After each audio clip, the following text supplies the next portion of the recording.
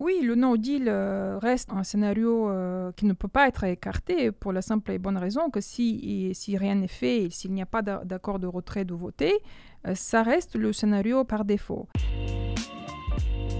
Le podcast, le rendez-vous expert du Crédit Agricole.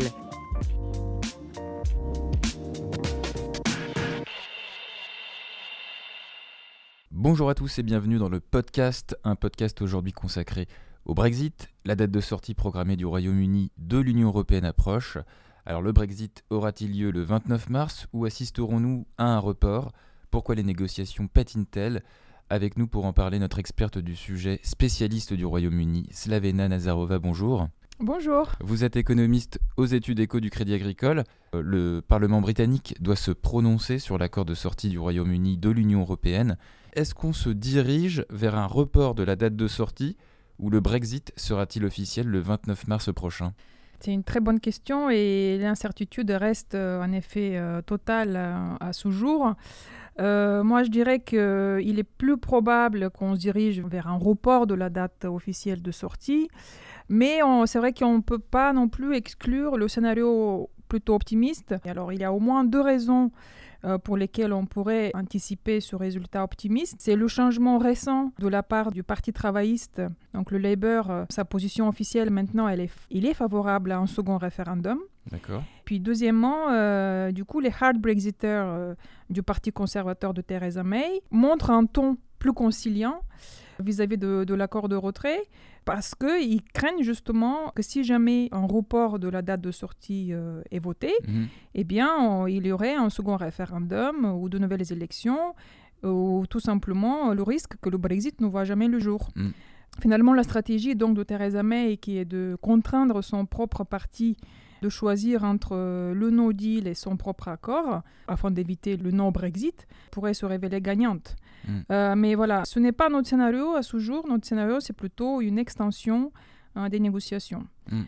Pourquoi d'ailleurs ? Parce qu'il y a plus beaucoup de temps pour négocier jusqu'au 29 mars. Les délais sont trop courts. Les délais sont trop courts. L'Union européenne, elle se montre intransigeante en termes de renégociation de l'accord de retrait, notamment de la backstop. Elle pourrait donner, on va revenir sur le backstop elle pourrait donner des garanties supplémentaires, mais même en cas d'absence d'accord, et même dans le scénario de no deal, le Royaume-Uni n'est pas prêt à mettre en place un tel scénario. Il y a encore des législations des lois qui doivent être votées. Et donc, dans tous les cas, il aura besoin d'un report de cette date de sortie. Alors, ce qui a coincé, c'était cette frontière irlandaise qu'on appelle le filet de sécurité, le backstop, à savoir la gestion de cette frontière, une gestion qui induit un alignement réglementaire de l'Irlande du Nord sur le marché intérieur européen et donc le maintien de ce territoire dans l'Union européenne. Ce backstop, c'est aujourd'hui donc le point de blocage central de la discussion. Est-ce qu'il y en a d'autres ? Alors, la backstop a toujours été le point d'achoppement central des négociations, dès le début en fait.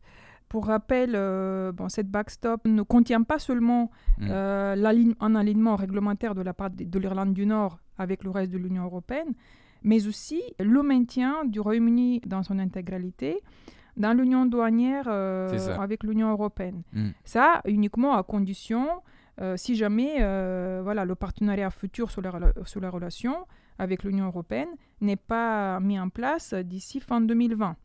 Donc, on comprend bien pourquoi cette backstop n'est pas acceptée aujourd'hui par le Parti conservateur. Tous les hard Brexiters, donc à peu près 80 personnes, qui sont réunies au sein du European Research Group, qui a pour chef de file Jacob Rees-Mogg, qui est un hard Brexiter très influent, s'opposent donc à cette backstop en raison parce qu'ils craignent de voir finalement le Royaume-Uni bloqué de manière permanente dans une union douanière avec l'Union européenne. L'objectif de ces hard Brexiters a toujours été de faire du Royaume-Uni un truly global Britain avec la possibilité de pouvoir en fait négocier ses propres accords commerciaux avec le reste du monde. Et comme on le sait, si le Royaume-Uni restait dans l'union douanière avec l'Union européenne, il ne pourra pas. Ouais. Voilà, donc d'une part, il y a ça, et d'autre part, l'UDUP, donc le fameux parti des unioniste démocrate irlandais. irlandais sur lequel Theresa May compte pour gouverner après les élections anticipées de 2015, lors desquelles son parti conservateur a perdu la majorité. Ça, c'était pas prévu, mais bon, il a perdu la majorité. Maintenant, il compte sur le DUP. Eh bien, cette dizaine de députés s'opposent à la backstop parce qu'ils ne veulent pas être traités de façon différente par rapport au reste du Royaume-Uni. Et voilà, d'où le blocage au sein du Parti conservateur de l'accord de retrait de Theresa May. Et puis d'un autre côté, on comprend aussi l'opposition qui est plutôt pro-européenne et qui cherche aussi à faire tomber le gouvernement. Le gouvernement de Theresa May. Le gouvernement de Theresa May. On se rappelle qu'il y a quelques mois encore, en tout cas début décembre, l'objectif principal du Labour était de provoquer de nouvelles élections. Si jamais ce n'était pas possible, de provoquer un second référendum. Donc un second référendum pourrait être envisagé en fait, pendant cette période de report. Ah oui, bien sûr. Vous ne l'excluez pas du tout? On ne l'exclut pas, ça reste même, la probabilité a augmenté justement après le changement récent de position officielle de la part du Labour en faveur d'un second référendum.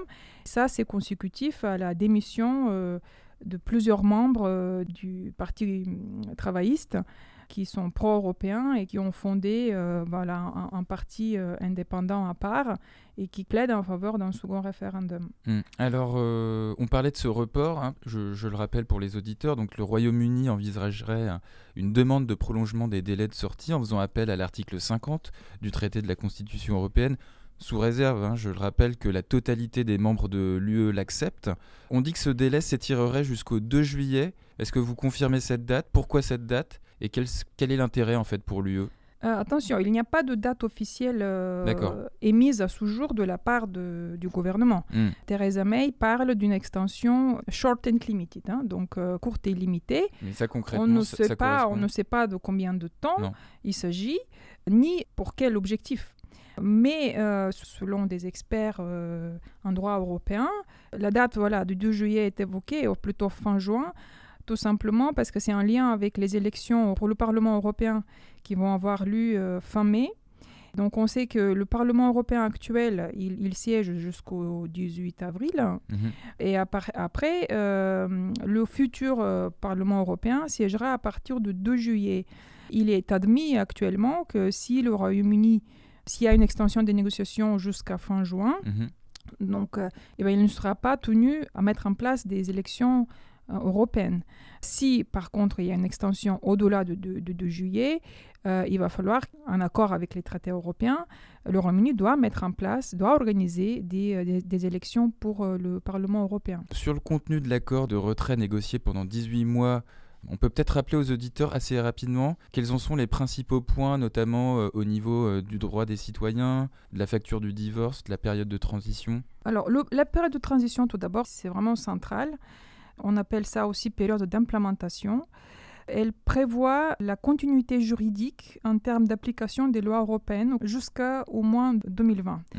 Donc pendant cette période, rien ne change en termes d'accès au marché unique de la part du Royaume-Uni. Donc les 4 libertés fondamentales continuent à s'appliquer, libre circulation des personnes, des biens, des capitaux et des services. Ce qui veut dire cette date, a priori jusqu'à fin 2020.